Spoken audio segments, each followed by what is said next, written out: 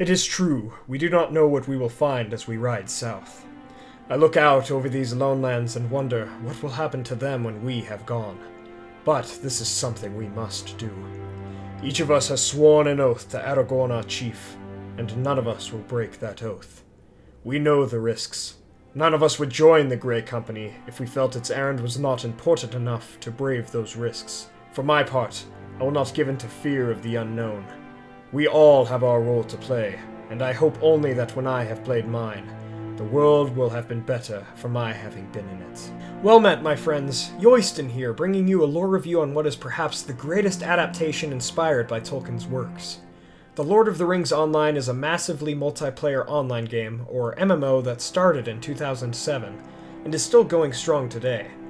As this is a lore review, I won't really go into great detail about the game's mechanics, graphics, combat systems, or technical aspects, but rather we'll talk about the settings, characters, and stories that craft this version of Middle-earth. Throughout, I may also mention a few aspects of gameplay and how immersive they are within the world, but again, this video will primarily focus on those three former aspects. After going through each main piece of the lore review, I'll give each part an individual score before claiming an aggregate score towards the end of the video. One more thing, there are a few spoilers ahead, but none that will really infringe upon your experience within the game. Without further ado, let's get right into it. From the Shire to Mordor, The Lord of the Rings Online, or LOTRO for short, brings to life the world of Middle-earth. With the music, quests, locations, and characters, it feels like you are playing in Tolkien's world. Before we look at the settings, I want to mention just how much LOTRO has impacted me and my life. As many of you may know, the name Yoyston is not actually my real name, rather it is the name of my main character on LOTRO, and he is a man-captain from Rohan. I created the character almost 7 years ago, and I have played the game for almost 8 years now. Some of my family and best friends and I have played this game and bonded over it for many years, and we would not be nearly as close without it. I would even claim that, if not for this game, I'm not sure I would have started a YouTube channel about Tolkien's works, as the game inspired me to look deeper into the lore. With that said, I will try to be as objective as possible in this video, and to talk about the things that the game does very well, and a couple of things that don't really fit into the context of Tolkien's universe. Let's look at the settings. When you begin the game, you may start in a few different areas. Each race of the Free Peoples, the race of men, hobbits, elves, dwarves, beornings, and high elves, will start you in different areas, before eventually bringing you together with other characters of all races. Some of these beginning areas include Thorin's Gate in the Blue Mountains, Archit in Bree-Land, Grimbeorn's Lodge in the Vales of the Anduin, and the War of the Last Alliance at the end of the Second Age.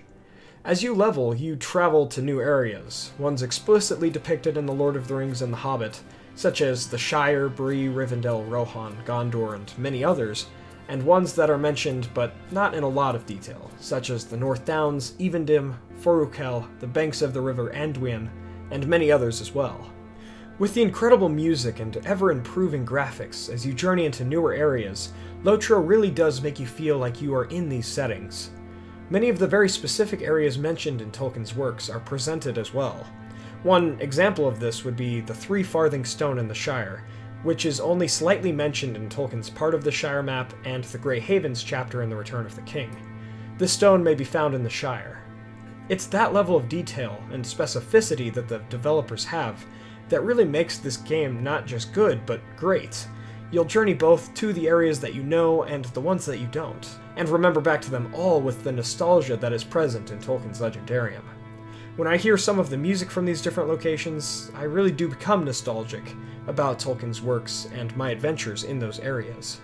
One of the only noticeable differences between the book descriptions of the locations and the areas in the game is that they're scaled much closer together than in the Legendarium. However, this is understandable as no one wants to walk their character for hours to get from the Shire to Bree, let alone from the Shire to Mordor, but I thought it was worth mentioning. If nothing else, I would recommend playing this game just to be in and experience these different areas and to listen to the music inspired by Middle-earth, and there is even so much more to this game than that. I will give the settings in LOTRO a 10 out of 10, as they really do make you feel like you're inside of Tolkien's works, and any area that is expanded on in the game that is not specifically depicted in the book adheres to the feelings and themes that Tolkien's locations have. Now, let's move on to characters. When you start the game, you may choose from an assortment of classes and races that correspond to characters and their fighting styles in the books. Each character has their specialities and fun, and while most are relevant in terms of the lore, I do feel that the game's character types are used somewhat more liberally than in Tolkien's works. Some classes, such as the Runekeeper, Loremaster, and Minstrel, use skills that seem to possess magical qualities, and such skills are used very conservatively and purposefully in Tolkien's books. I'll leave a link to a video where I talk about magic in Tolkien's works in the description below.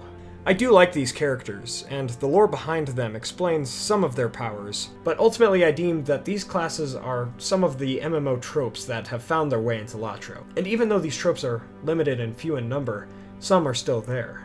While most of those tropes aren't bad, there may be some that still bother you in the context of Middle-earth. Another inconsistency with the books is the amount of Beornings and High Elves that you may see other players play, as there aren't many of them within the books. And while they are awesome free peoples to play, sometimes there's just too many of them running around. So in that, the game is a bit loose with the lore, but most characters that you'll make and see others play are generally of the race of man, hobbits, dwarves, and elves that are not high elves. With that said, these characters really do feel like they are from Tolkien's works, as their sounds, emotes, sizes, and cosmetics can be very accurate to the free peoples in the books. Concerning other NPC characters that you interact with in the game, they all mostly feel like characters that are or could be in Tolkien's Legendarium, as they fit the archetypes, virtues, and mannerisms of many beings in the books. For instance, the quote that I said at the start of this video was from the Dunedain Ranger Candaith, and it speaks to the many themes and elements of honor, compassion, and selflessness in Tolkien's works. Many characters that you journey with are those that are not prominent or even mentioned in the books, but their dialogue, motivations, and character development make them seem like virtuous characters right out of the Legendarium. So if you want to roleplay within the game as a hobbit with an incredible backstory that you wrote, for example, and interact with interesting characters that are hidden or prevalent in the books, you may find quite a bit of enjoyment in LOTRO. I'll give the characters a 9 out of 10. Again, I really do enjoy most all the characters and NPCs in the game, but sometimes there are too many high elves running around, or there are a lot of plot characters that seem somewhat outlandish in the context of the Legendarium, but we'll talk about them more in the plot section. As you journey through the game, your character will go on many different and interesting main quests and side quests. Now, the trap that many MMOs can fall into is trying to make your character a relevant piece of a grand story with many characters, and this may happen especially in a world such as Middle-earth, where many great heroes and villains already exist and fight one another. While many games don't address this issue too well, I think LOTRO makes you relevant in very unique and enticing ways. One such instance of this is during the Siege of Minas Tirith, when your character journeys through the Druidain forest in order to help the Rohirrim arrive to the Battle of the Age on time before all hope is lost. Such quests make you an active player in the War of the Ring without infringing on the lore or the story.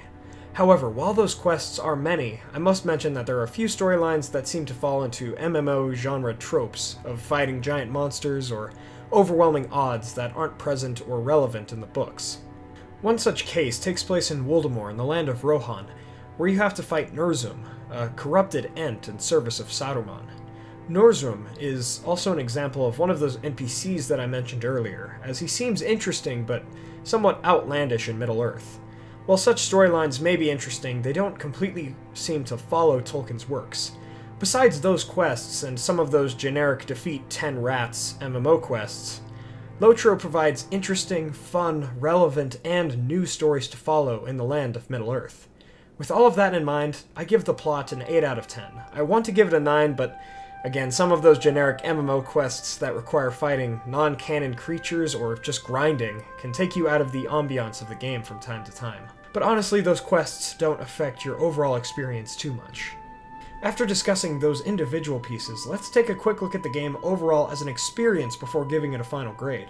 Although LOTRO may fall into some of those MMO common tropes from time to time, the experience and joy of the game in Middle-earth triumphs over all of its minor issues in my opinion. Sometimes LOTRO feels less like an MMO or game, and more like a Middle-earth simulation, where I can go to see the lands and friends of my second home. Like I have said before, I'm completely fine with adaptations of Tolkien's works, changing or adding some things, as long as they stay true and faithful to the Legendarium, its tone, and its themes. LOTRO does this almost impeccably, and I know that some people who are not giant fans of the movies are people who love the game, as it is far more alike to Tolkien's works than they are alike to the movies, which is a rarity among Middle-earth games. Again, in my opinion, this is the greatest adaptation of Tolkien's works into a different form of media, and I'm going to give the overall game a 9 out of 10, but subjectively, I'm going to give it an 11 out of 10 because it's truly my favorite game of all time. And many of the issues that I mentioned in this video don't bother me personally, but I understand how they could bother some Tolkien fans. I can definitively say that I would not be who I am today without this game, so I thought it was an appropriate video to release today, on my birthday. As I only discussed some small pieces of this giant game, please look into it, you won't regret it.